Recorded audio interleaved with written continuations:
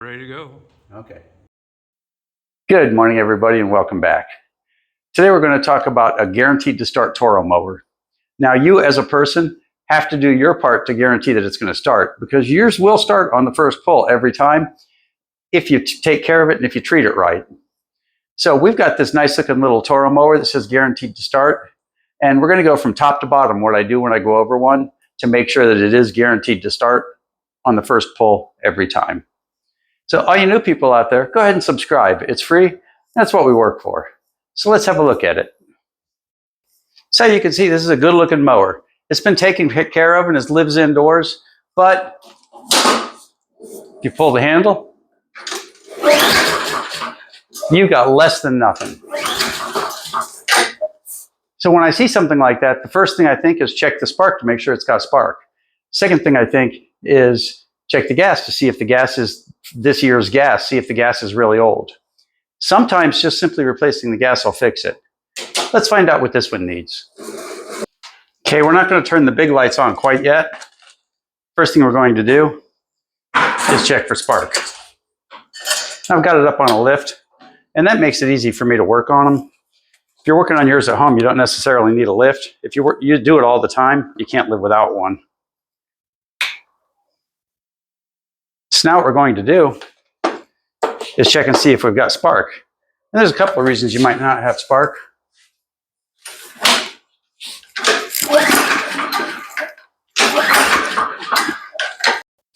Okay, now we know we've got spark, so we're going to move on to something else. Next thing in line.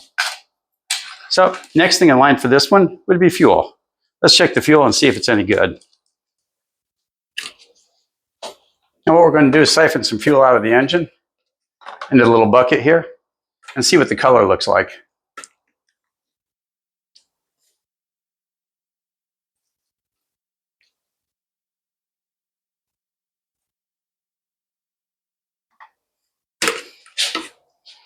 And if we look at this, you can see it's got a little bit of a yellow tint, but it doesn't look completely bad. It looks like this may be usable fuel, but we're going to put new gas in anyway, just in case.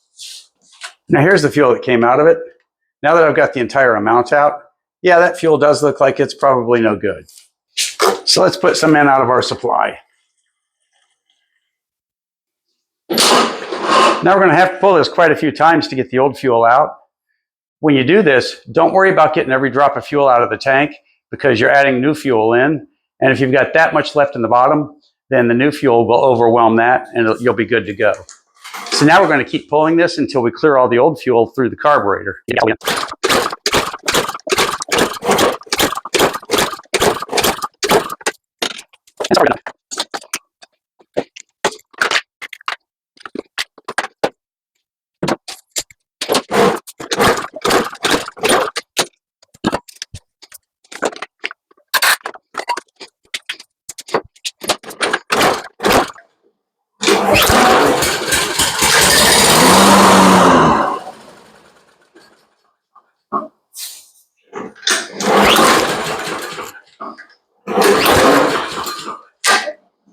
Now this is the part where we go after the carburetor.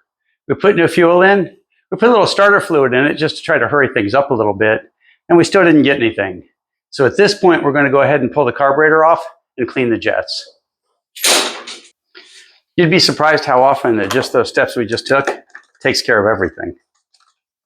But not today. Today, we're going to have to clean the jets up, and I expect this one to be a pretty happy little camper once we're done.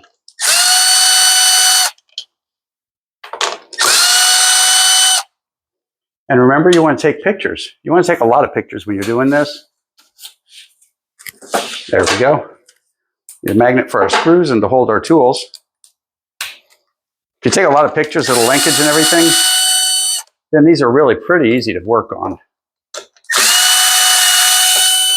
I see quite a bit of this particular motor. This is the 163cc motor. And it's a good little engine. Now at this point, everything's loose. You got the linkage to worry about, and you got fuel leaks to worry about. Now, this one's still full of fuel, so we're going to have to kink the line. So let's do that.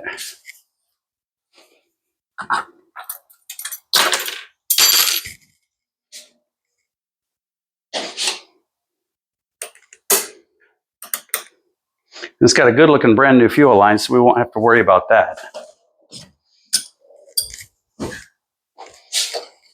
Let's take our clamp off nearest the carburetor. And be gentle when you're doing this because this is plastic. It's pretty easy to break this, and then you're going to need a new carburetor.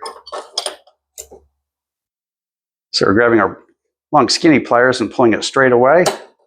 And there we go, just a couple of drips. So let's put these to the side. And now you want to move this over and take a picture of this linkage just like it sits, because this bar goes here, bar coming across comes here, and it's not going to be obvious when you take it apart. If you can, take a video of the way it comes apart, and it'll be even easier, because carburetor will pop right off at this point. But now your linkage, you want to roll the carburetor forward to pull the top linkage off. It'll pull right off. There you go. And we roll it this way to pull this one off. You see she came off pretty easy. So let's take her over to the bench and see what we've got. Now these carburetors, I'm sure you've seen them before on the channel. They're super easy to work on. You just pull the two screws out on the bowl. You're going to have a little gas come out, and that's okay. Now we're going to grab our big screwdriver and Ouija it in here. You can see the bowl loosen up just a little bit. So there's a big rubber gasket holding it all together. Now this one's a little tight. So we'll take a second screwdriver and put it in here and get it to pop loose. Once it comes apart, it usually comes apart just all at once.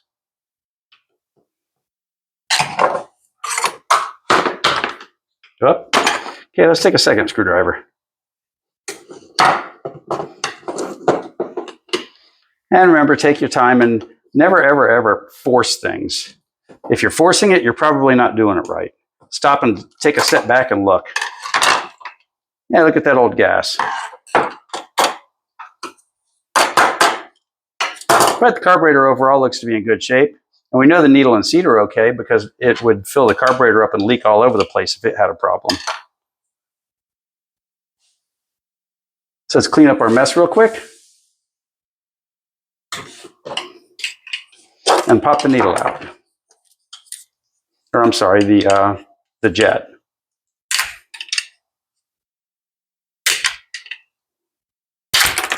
There it goes. And this is the jets on the 163 engine. And if you look at this, you can see there's a lot of corrosion right here in the front of it. So it's possible that he let junk get in the gas, and that's what's stopping this thing from running. But if you met Joey, he's always got the nicest yard on the block, and his house is painted to just perfect and everything. I've got access to all the tools in the world, and I still can't make my yard look as good as his does. Okay, it's cleaning up pretty good. Now we're going to come back here and do this top one here. And on the top one, you can only go into here because it's got a little plastic stopper. It's going like this. It's making it, the fuel makes a turn there.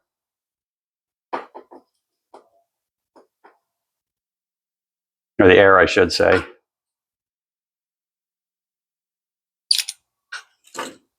And that's about it. Now I'm going to go blow it off with the air hose and we'll put it all back together.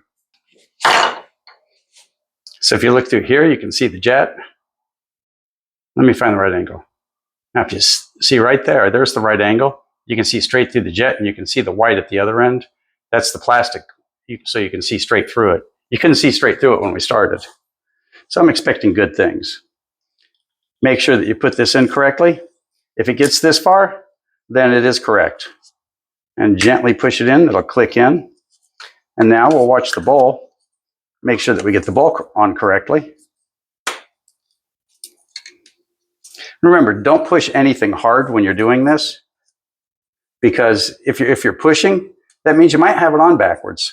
And if you've got it on backwards, well, undo it. So let's put the other screw back in. And I do this quite a bit, and I would bet a nickel that this starts on the first pull. So now we're back to the linkage. And if we remember, we took this one off last. So we're going to put it on first. So we're going to lay it in here and hook it on. And then we know it's got enough flexibility to allow us to get to the top linkage, which isn't easy to get to. If you see that little bend in the bar, don't worry about it. That's normal. That's how it comes. So now we'll get that lined up in its hole. We'll hold it still with our pliers until we get it just inside. Nope, we missed. Let's get a different grip with the pliers and do it again. And again, I stress this a lot. Patience is your best friend when you're doing this. And pictures are also your best friend, because if you had pictures, even if you get a little frustrated doing this part, you'll know you're doing it correctly. So you'll be patient and keep trying. Come on, buddy. Even when they act like that. There it goes. And you can see we didn't push hard. We didn't force anything. We just took our time. Now we're going to put the fuel line on before we put the carburetor all the way on, just because it's easier to do. Because the fuel lines are super short on these new Briggs motors. There we go. Put the carburetor gently back in place. And that's it. Let's get our hose clip back on. Now it's just a matter of putting the air box back on, and we should be good to go. Okay, let's get our air box back on. First, we got get it all lined up. And we'll finger start the threaded one on this side.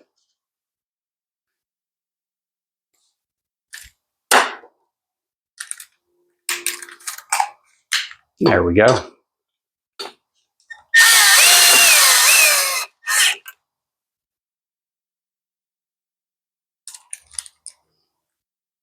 And we'll get this one started.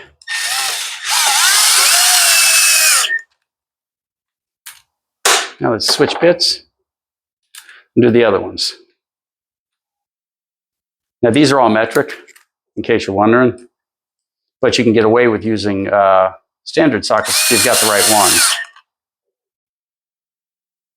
Now in the time it took to put this air box back on, the carburetor's been filling with fuel from here.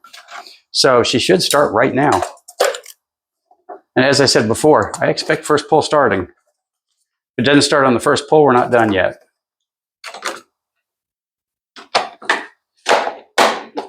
Let's give her a run.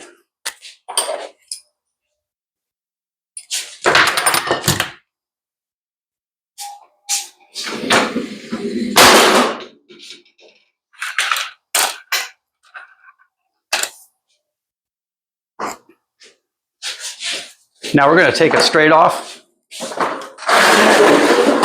we're not going to edit this at all, just so you can see. First pull is what we really expect.